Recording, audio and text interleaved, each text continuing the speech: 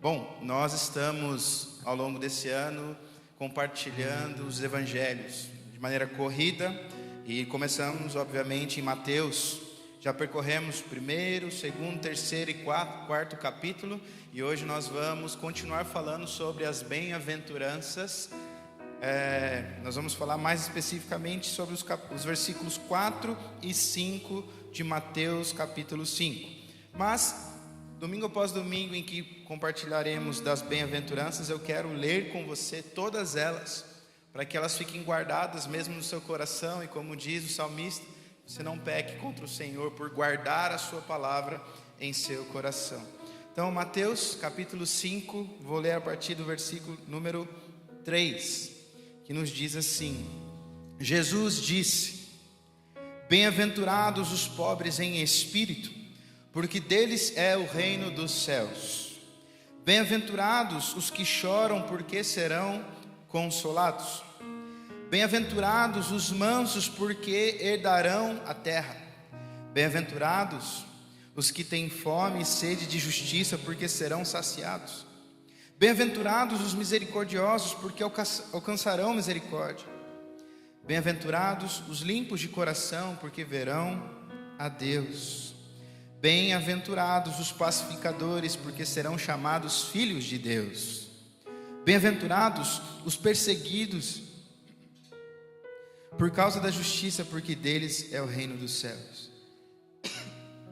Bem-aventurados são vocês, quando por minha causa os insultarem, os perseguirem, e mentindo disserem todo mal contra vocês. Alegrem-se, exultem, porque grande é a sua recompensa nos céus, pois assim perseguiram os profetas que viveram antes de vocês. Até aí, oremos. Pai, estamos diante da Tua palavra e diante dela queremos permanecer. Na verdade, queremos fazer dela lâmpada para os nossos pés, luz para o nosso caminho. E por isso te pedimos, ajuda-nos, Senhor. Nos ajuda na compreensão da Tua palavra, aquilo que nós temos de revelação a Teu respeito, que o Senhor nos ajude a entender, a compreender um pouquinho mais de quem o Senhor é. E assim então, que a nossa adoração seja cada vez mais sincera, que a nossa devoção seja cada vez mais uma realidade a partir desse encontro com o Senhor e a Tua palavra. Nos ajuda a tornarmos praticantes, não apenas ouvintes. É a nossa oração, em nome de Cristo Jesus. Amém. Amém. Na semana passada falamos sobre os pobres em espírito, ou em algumas versões, os humildes em espírito.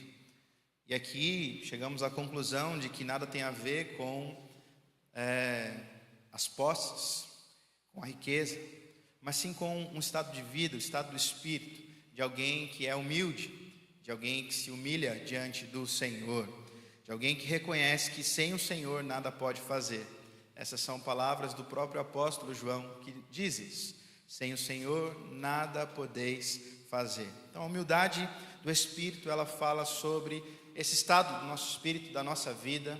E eu espero que durante a semana o Senhor tenha tratado isso no seu coração, tenha te ajudado em relação a isso, para que você viva essa caminhada realmente de humildade do Espírito, até porque a palavra nos diz que é destes o reino dos céus. Quero só relembrar vocês de que não há ninguém pertencente ao reino dos céus que não seja humilde de espírito.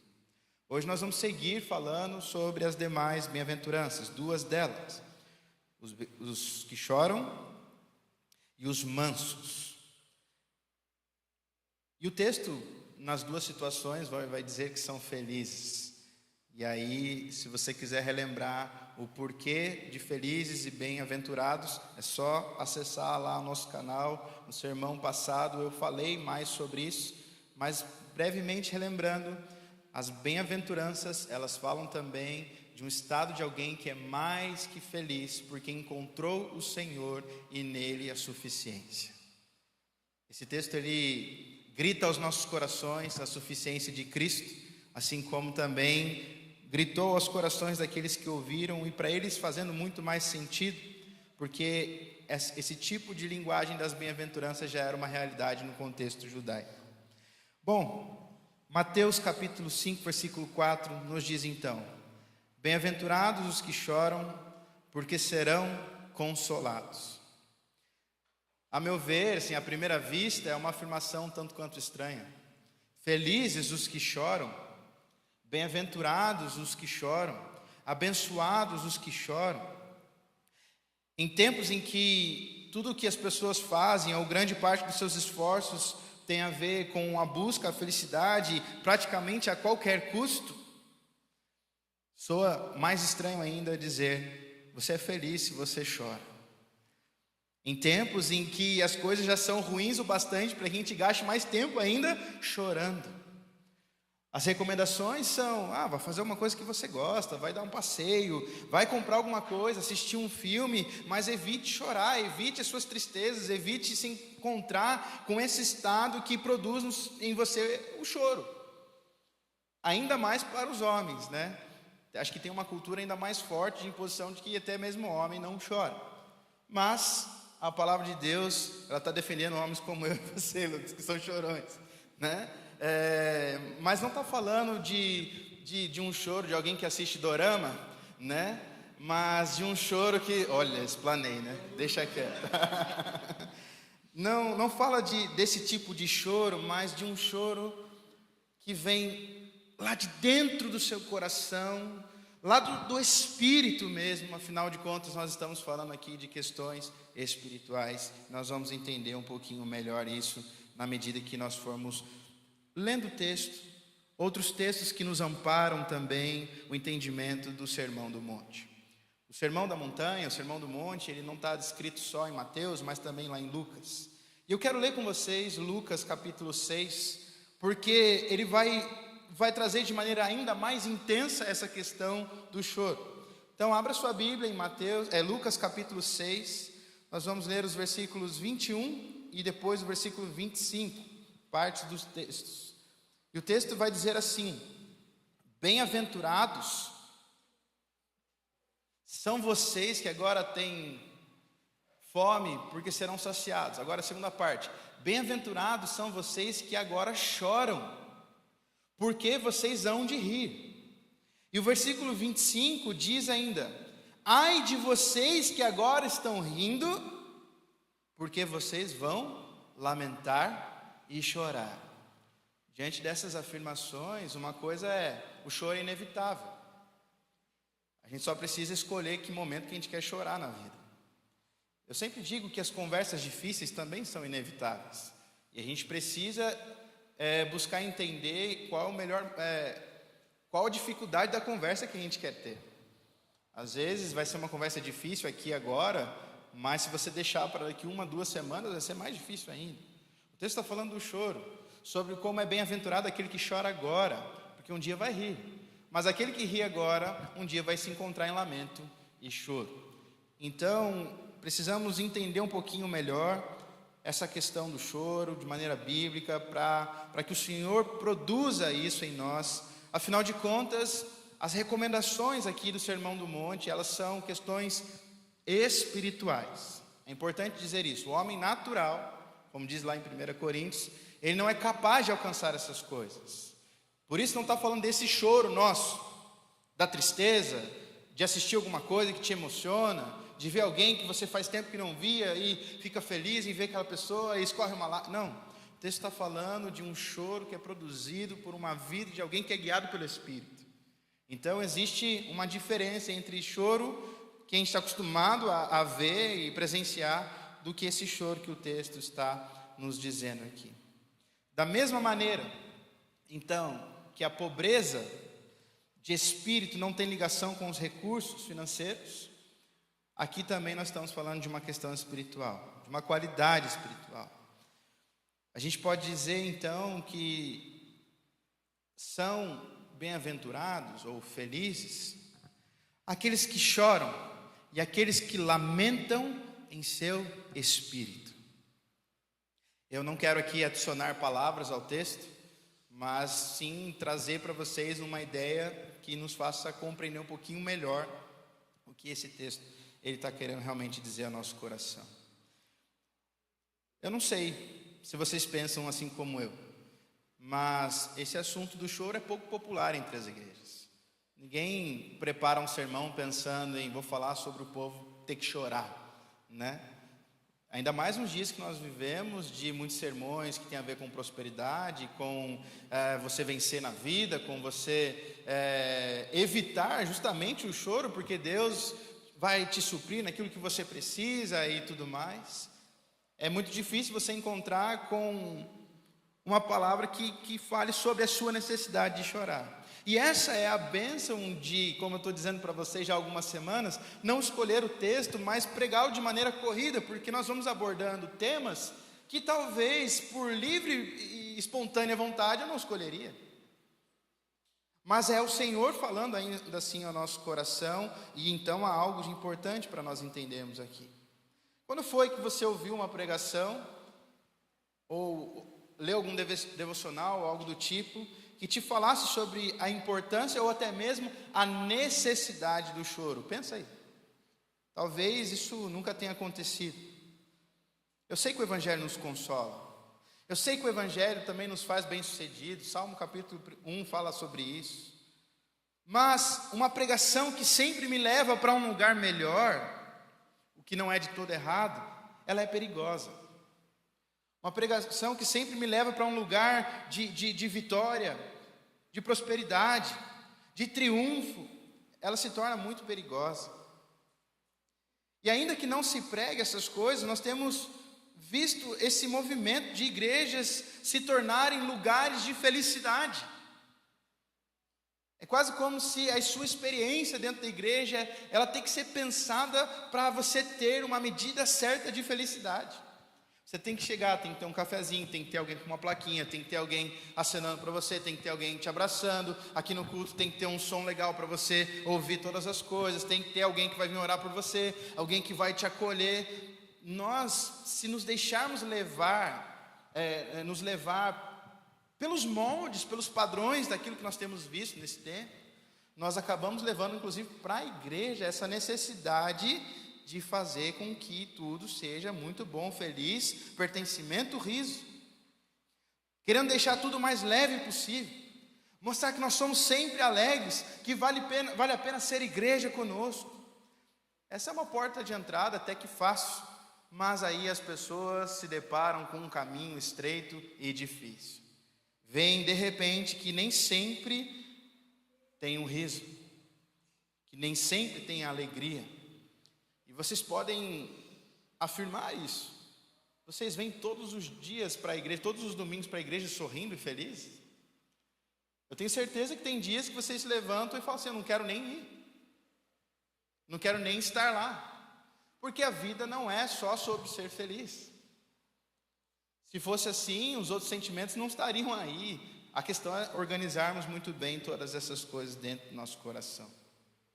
E aí eu preciso tomar um cuidado, porque a ideia não é de que você ache então que o crente não pode rir, que não pode desfrutar de bons momentos, que não pode ter alegria na comunhão, de organizar bem as demandas da igreja. Não tem nada a ver com isso. Na verdade, são todos aspectos de uma comunidade saudável, né? Uma comunidade que ela vive no partir do pão, nas orações, na palavra, na comunhão. Ela vai desfrutar do riso. Nós temos desfrutado de dias assim. Essa semana nos encontramos no nosso grupo caseiro. Foi um tempo de oração, um tempo de alegria, um tempo de churrasco. Aí o povo dá mais risada ainda, né? E aí dá vontade de estar cada vez mais junto, cada vez mais perto. Então essas coisas fazem parte de uma comunidade saudável. A alegria de estudarmos a palavra do Senhor nas quartas-feiras, nos estudos, como isso tem alcançado nosso coração, como a palavra tem nos levado para mais perto do Senhor, tudo isso faz parte de uma comunidade saudável. A minha observação aqui está quando nós mostramos uma foto para as pessoas, dizendo assim: vem para a minha igreja e vem ser feliz.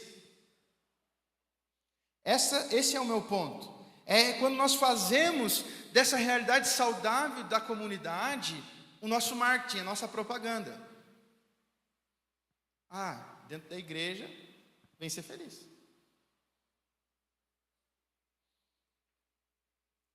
Assim a gente passa a correr alguns perigos. Em busca da felicidade, pode ser que paremos de falar sobre o pecado. A gente acaba esquecendo de algumas coisas essenciais, como, por exemplo, antes de sermos cheios do Espírito, precisamos ser pobres de Espírito. Falamos na semana passada sobre o autoesvaziamento. E assim também como antes de sermos felizes pela salvação em Cristo, nós precisamos primeiramente chorar pela nossa miséria, chorar pela nossa pecaminosidade. E aqui a gente se aproxima do que o texto realmente quer nos dizer.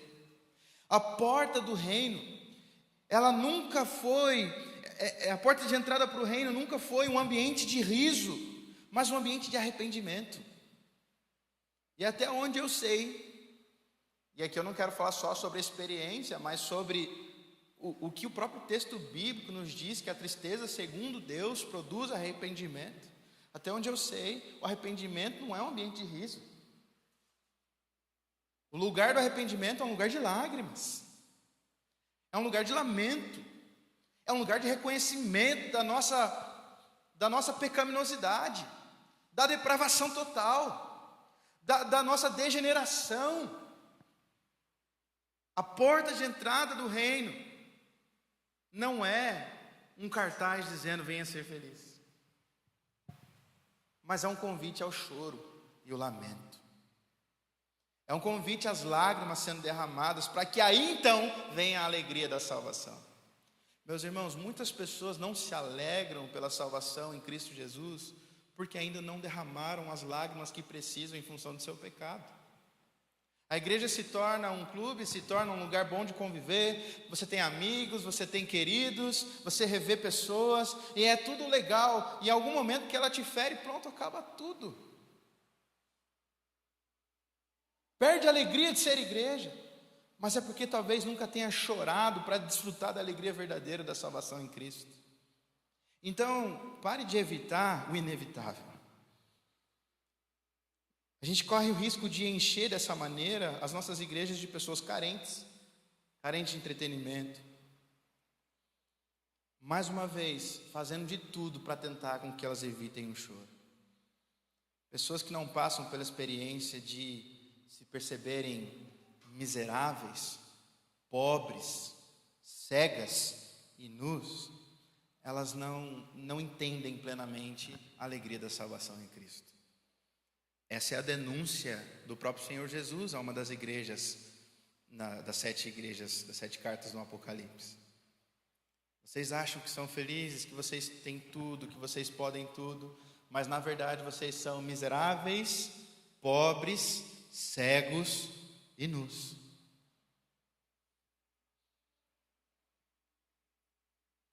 Sabemos que o Evangelho é boa notícia, mas no contexto da igreja, do Evangelho, toda boa notícia é precedida por uma má notícia. Toda pregação, todo o ensino do Evangelho, se vocês perceberem, ele começa com uma má notícia, até que chegue então a boa notícia. Não dá para ficar só na notícia boa. Tem algo que precede isso, e disso que nós estamos falando aqui. Paulo, por exemplo, é uma ótima pessoa, é um ótimo exemplo de alguém que chorava no seu espírito, que lamentava profundamente a miséria do seu pecado. Leia comigo Romanos capítulo 7. Eu estou trazendo outros textos para a gente ver o Sermão do Monte na prática, na vida dos discípulos, na vida dos homens de Deus. Veja só o que Paulo nos diz lá em Romanos capítulo 7, versículo 18. Se puder colocar aqui para a gente também. Romanos 7, 18. Olha o que Paulo diz. Porque eu sei que em mim, isto é, na minha carne, não habita bem nenhum. Não habita bem nenhum. Pois o querer o bem está em mim, mas não realizá-lo. Porque não faço o bem que eu quero, mas o mal que eu não quero, esse eu faço. Mas se eu faço o que não quero, já não sou eu quem faz, e sim o pecado que habita em mim. Assim encontro essa lei: quando quero fazer o bem, o mal reside em mim. Porque segundo o homem interior, tenho prazer na lei de Deus, mas vejo nos meus membros outra lei, que guerreando contra a lei da minha mente, me faz prisioneiro da lei do pecado que está nos meus membros. Versículo 24: miserável homem que eu sou, quem me livrará do corpo dessa morte? Até agora só más notícias. Versículo 25: graças a Deus por Jesus Cristo nosso Senhor, de maneira que eu, de mim mesmo, com a minha mente, sou escravo da lei de Deus, mas segundo a carne sou escravo da lei do pecado. E aí depois ele vai continuar no capítulo 8, trazendo mais ainda da boa notícia. Agora, pois, já não há condenação para aqueles que estão em Cristo Jesus, né? E o texto depois vai falar sobre a nossa filiação, sobre o sofrimento presente, sobre a glória futura, e sobre, no final das contas, como nada pode nos separar do amor de Deus. Existe sim uma boa notícia, mas ela é precedida dessa realidade. Paulo é um grande exemplo disso. É a descrição de um homem que chora sim, e não é pelas circunstâncias da vida, mas ele chora de agonia pelo seu estado. Ele chora por conta da sua miserabilidade. E a palavra de Deus, ao nos dizer que são bem-aventurados os que choram, espero que todos nós sejamos assim.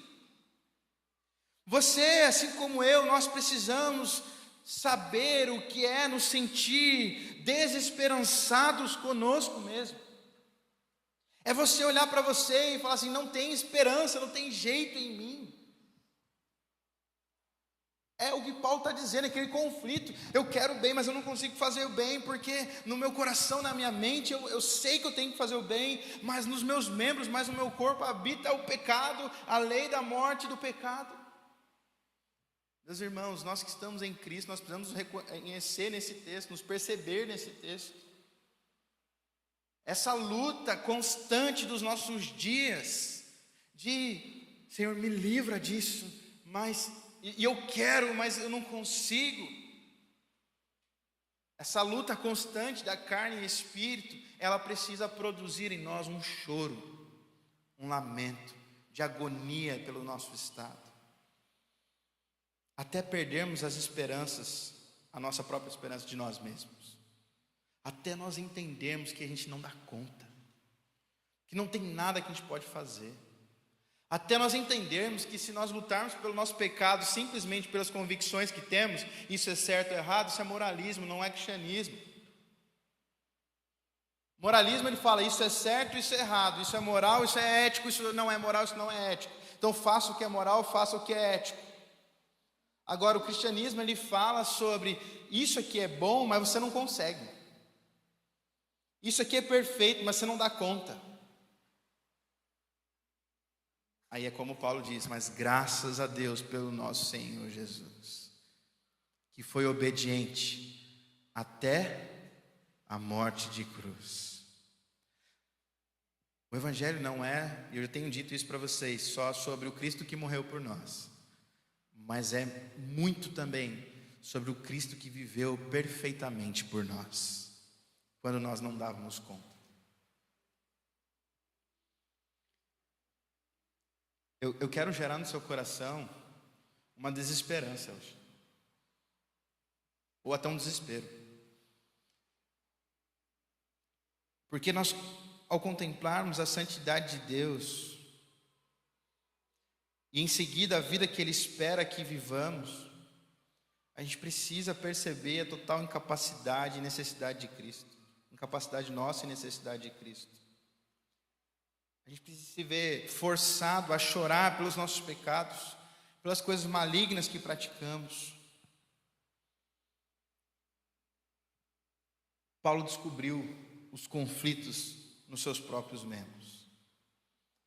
O crente verdadeiro, então, ele chora pelos seus pecados, mas ele também chora pelos pecados alheios. Isso é algo importante de dizer.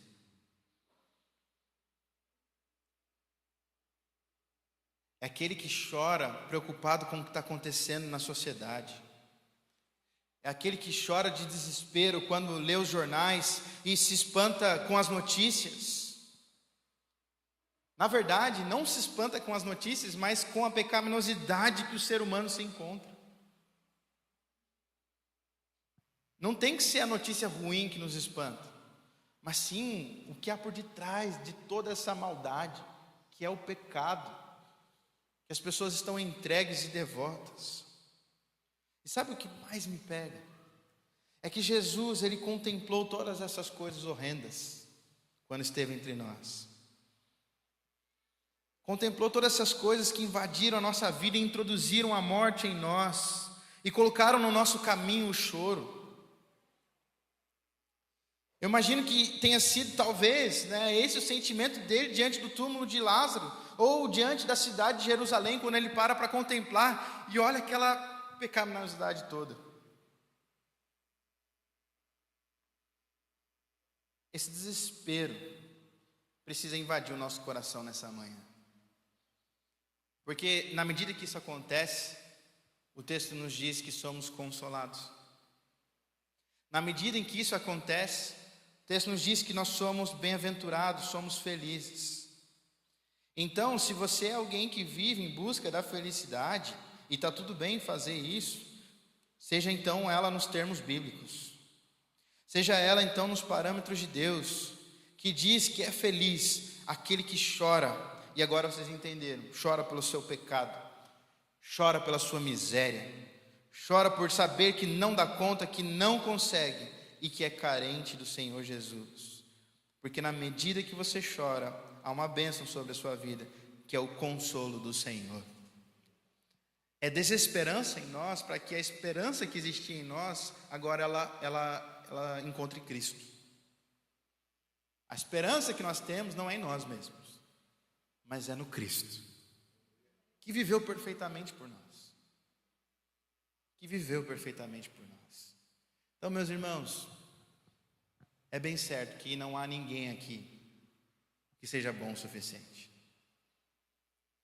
para não precisar de uma vida de arrependimento.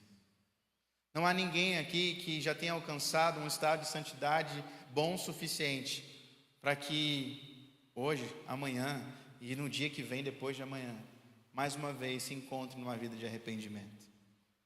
Na verdade, eu diria que todos os dias se faz necessário mais uma vez nos convertermos ao Senhor, nos arrependermos. Todos os dias. Todos os dias. E aqui uma pergunta para você. Você não precisa me responder, mas pense sobre isso. Quando foi a última vez que você chorou pelo seu pecado? Quando foi a última vez que você chorou pela sua pecaminosidade, pela sua miséria? Quando foi a última vez que você teve consciência dessa vida horrenda que a carne produz em nós? E então se arrependeu e se voltou para Cristo e foi consolado por Ele? É uma pergunta que é muito importante de ser feita, porque a gente se acostuma tanto em ser igreja e fazer as coisas de igreja e viver, que talvez poucos sejam os momentos que paremos para nos arrepender, de fato. O Senhor tem nos conduzido nesses últimos tempos, nesses últimos sermões, GCs, as conversas, ao arrependimento. Aqueles que estão atentos têm percebido isso a cada palavra, até porque o início do Evangelho é João Batista falando sobre arrependimento, é Jesus iniciando o seu ministério pregando sobre arrependimento, ele indo pregar o Sermão do Monte, e aqui mais uma vez falando sobre o choro por arrependimento. Nós estamos num período de preparação para a Páscoa, um período que fala mais uma vez sobre a necessidade de arrependimento, para que quando chegar a Páscoa, nós possamos então celebrar a vitória de Cristo sobre o pecado, mas tendo chorado tudo que precisou ser chorado para se alegrar na salvação que há em Cristo Jesus. Então, mais do que nunca, eu oro e espero que você, nesse período, realmente se dedique a olhar para o seu coração de maneira sincera, como Paulo fez.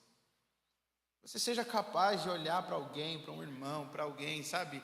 E conversar e dizer assim: cara, eu quero fazer o bem, mas eu não consigo. Eu não estou dando conta.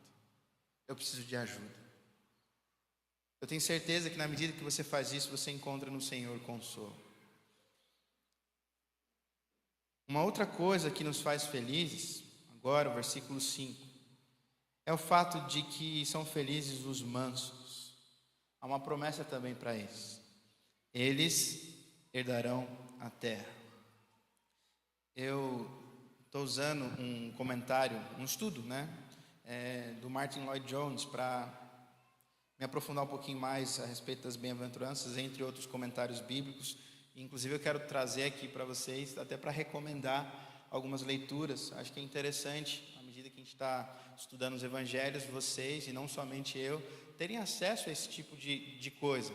Bíblias de estudo, comentários bíblicos, históricos, culturais, esse dos estudos no Sermão do Monte, do Martin Lloyd Jones, porque eles falam ao nosso coração de uma maneira maravilhosa e nos ensinam um pouco mais sobre a vida cristã. E o Martin Lloyd Jones, ele enfatiza que as bem-aventuranças, elas têm uma ordem lógica e espiritual. Ele diz que a mansidão, ela não aparece no terceiro lugar por acaso. Olha só, ele diz assim: ela é fruto das duas anteriores. Primeiro, o homem reconhece a sua pobreza espiritual, versículo 3, percebendo que nada possui diante de Deus. Depois, ele chora o seu pecado, versículo 4, lamentando profundamente a sua condição. Só então, veja bem, só então, transformado por essa consciência, ele torna-se manso em suas atitudes para com os outros. Há uma ordem lógica aqui das coisas, elas não estão simplesmente sendo jogadas. O Senhor está construindo uma conduta que por Ele é esperada. A de reconhecer a sua pobreza no espírito, a de chorar para o seu pecado, e assim então com a consciência tocada e o coração transformado, você então torne-se manso nas suas atitudes. Aqui, assim como o choro, a mansidão não é natural, mas é resultado da obra do Espírito numa alma quebrantada, numa alma que chorou, numa alma que se colocou diante do Senhor. As bem-aventuranças dos mansos, ela não pode ser entendida isoladamente, porque ela só acontece, ela se ergue sobre o fundamento das duas anteriores. Ninguém pode ser verdadeiramente manso sem antes reconhecer que é espiritualmente falido e por conta disso chorar diante de Deus. Então eu quero tratar a mansidão de duas formas: primeiro, o que não é mansidão, e depois o que é mansidão.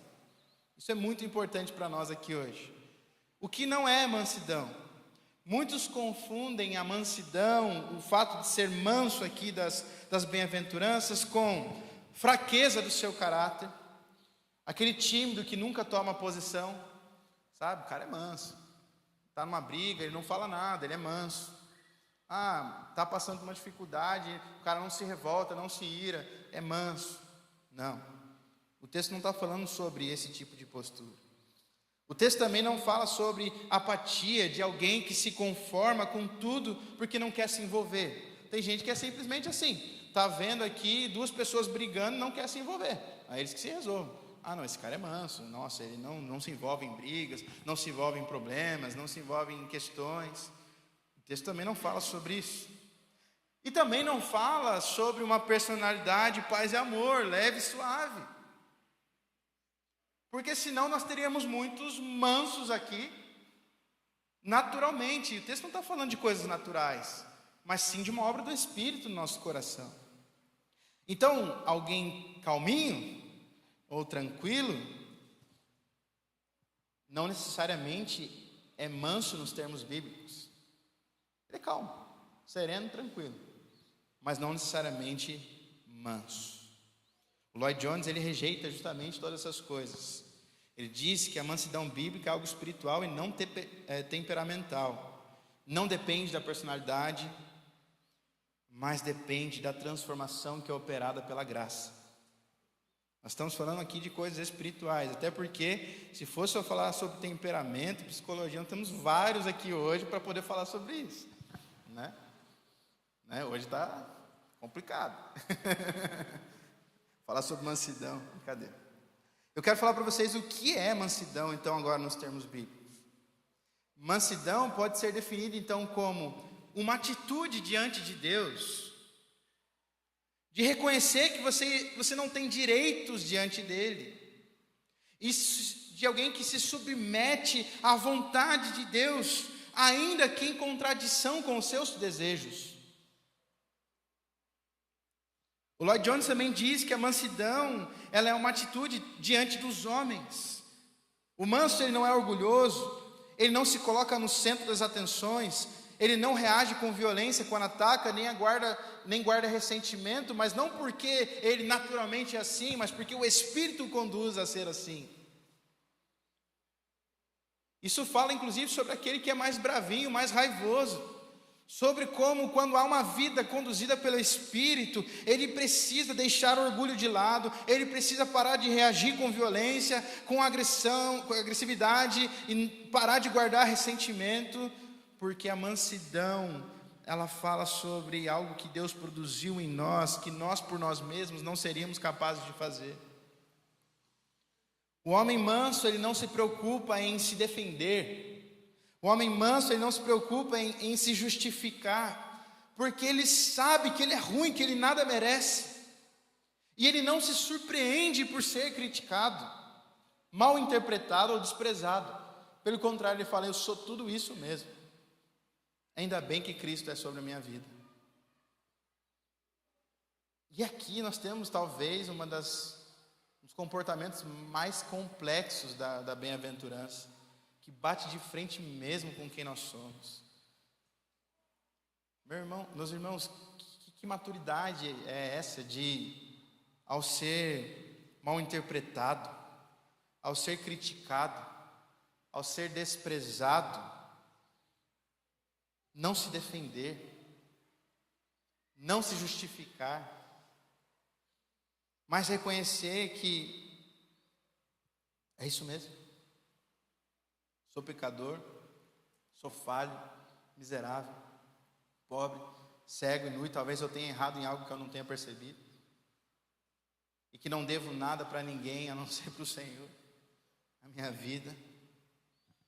Nós temos alguns exemplos de homens que foram mansos no texto bíblico. Eu quero trazer 2 deles, assim, caminhar para o final dessa palavra. O ator aqui, autor não. Tem 2 pessoas que eu quero trazer como exemplo. Primeiro, o Moisés.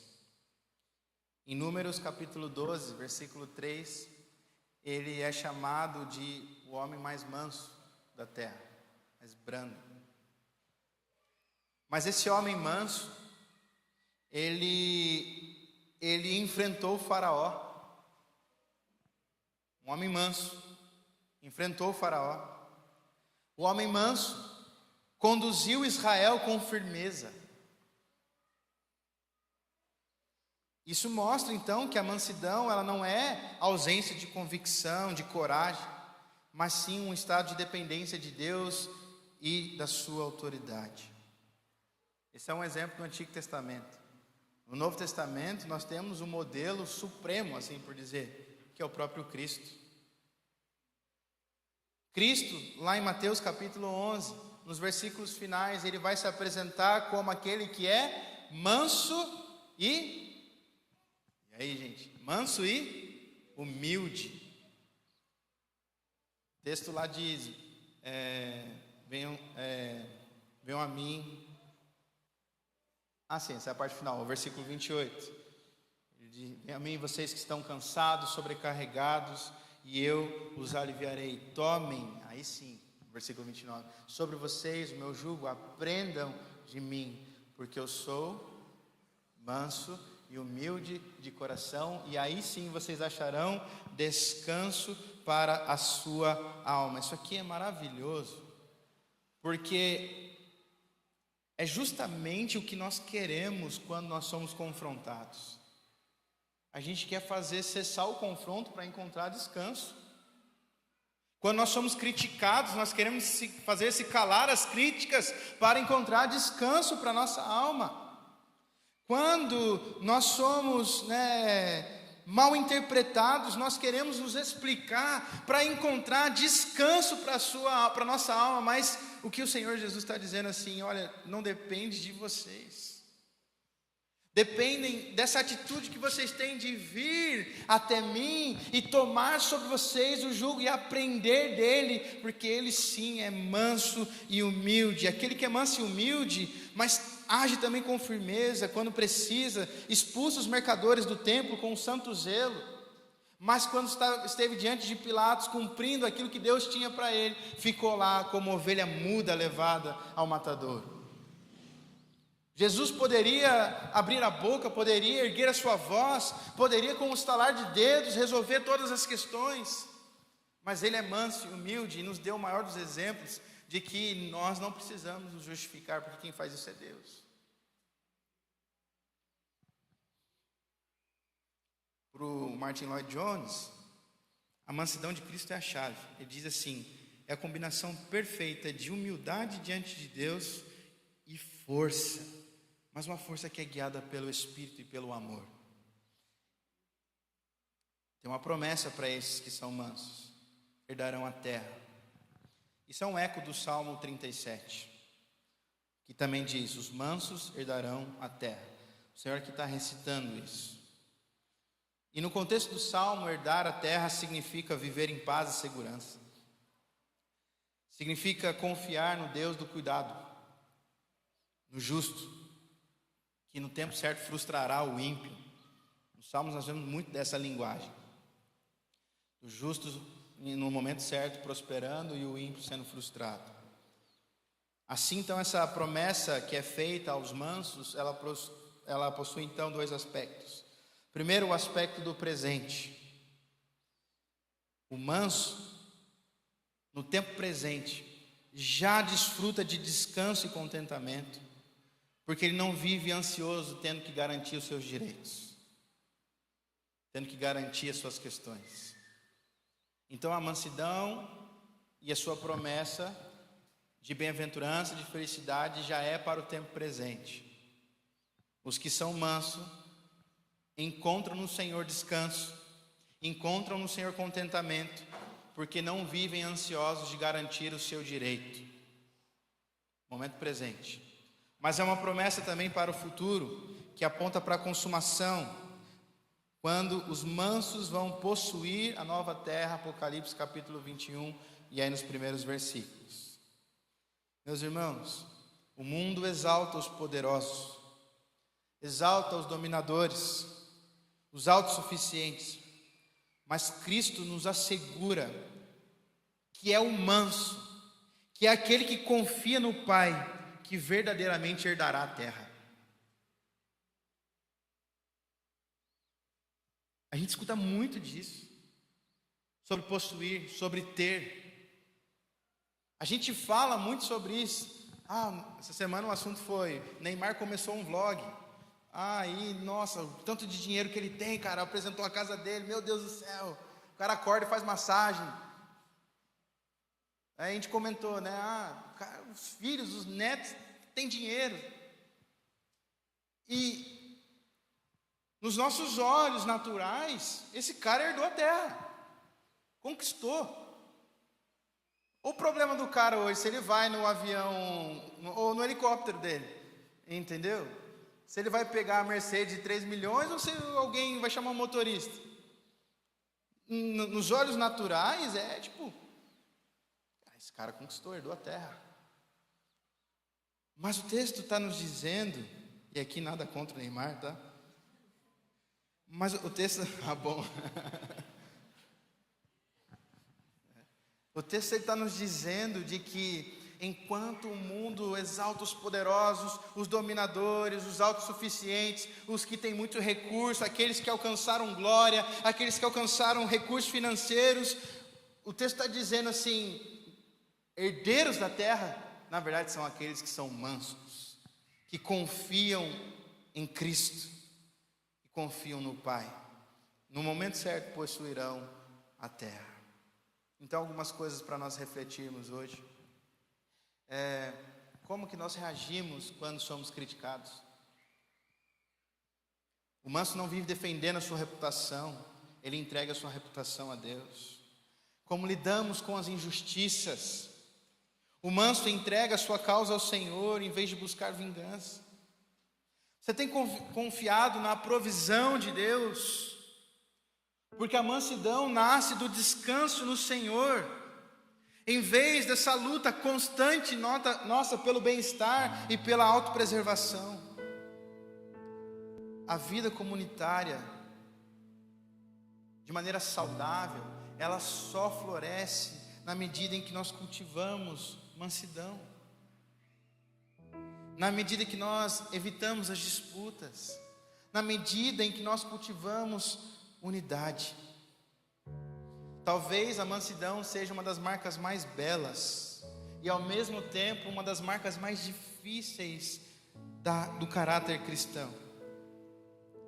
A mansidão nos mostra que o Evangelho não apenas transforma a nossa relação com Deus, mas também com o próximo, porque ela nos leva a ser manso também com aquele que está ao meu lado. Não é só sobre eu me defender, mas é uma atitude ativa também com aquele que está ao meu lado. É uma relação de confiança em Deus, mas é uma atitude também de amor para com o meu próximo. E como eu disse, eu repito uma última vez: enquanto o mundo celebra os fortes, enquanto o mundo celebra aqueles que conquistaram, Jesus, Ele está nos declarando hoje ao coração de que os verdadeiros herdeiros da terra são aqueles que aprendem dele, aqueles que aprendem a se humilhar diante de Deus, e assim então viver em paz com todos os homens. Não significa que você não vai ter mais conflitos, dificuldades, até porque talvez alguém queira ter conflitos e dificuldades com você. Mas isso fala sobre como, naquilo que depender de você, você tem que viver em paz com todos. Essa é a orientação bíblica. No que depender de nós, tenhamos paz para com todos. Isso só vai ser uma realidade na medida que você é manso. O manso é aquele que esqueceu de si, porque ele já percebeu toda a sua indignidade diante de Deus. O manso é aquele que revela Cristo, porque entendeu que o seu descanso está nele, e importa que ele cresça, e nós então viemos a diminuir. Muitos homens de Deus entenderam isso, morreram pelo Senhor por causa disso. João Batista, o Senhor disse, ele era o maior entre os homens, o maior profeta, e ele diz assim: importa que ele cresça e eu diminua. Paulo, inúmeros outros homens que poderiam se gabar, se vangloriar de suas conquistas, daquilo que tinham, daquilo que possuíam, daquilo que faziam, todos eles se humilharam diante de Deus e se submeteram à vontade soberana do nosso Senhor e Salvador Jesus, a ponto até mesmo de morrer por Ele. Não tentaram se defender, não tentaram se justificar, mas quando colocados diante de seus acusadores, como Paulo diz, não pregamos a nós mesmos, mas a Cristo.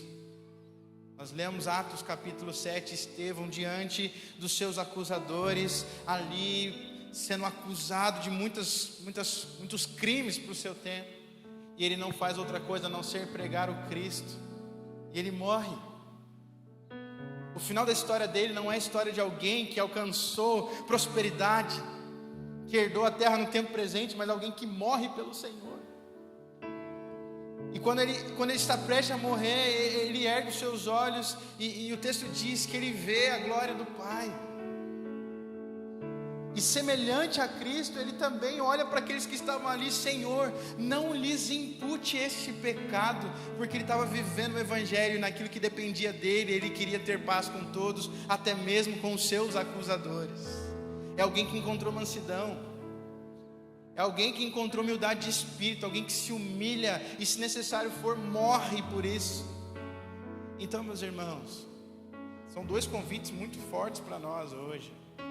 O primeiro é de reconhecer o seu pecado e chorar por ele. E o segundo é de abrir mão da sua autossuficiência, do seu desejo de se defender, se justificar, para ser manso. E assim como esses homens de Deus não pregaram a si mesmo, mas a Cristo. Ele é a nossa mensagem, nossa única mensagem. É Ele que vocês vão ouvir todos os domingos aqui. Não é a minha história, não é o que Deus tem feito na minha vida, não é os milagres. A gente pode testemunhar sim, mas a nossa pregação é Cristo. Nós cantamos isso hoje, nós vamos cantar mais uma vez, né? Vai pedir para o Juan já vir aqui, Vini. Mas eu quero te dar antes um tempo de oração, para você dizer: Senhor, tudo é teu. Minha casa, meu dinheiro, a minha vida, meu coração. Se você quiser se colocar de joelhos diante do Senhor, num tempo de arrependimento, confissão, fique à vontade. Mas tenha esse tempo de oração, em nome de Jesus.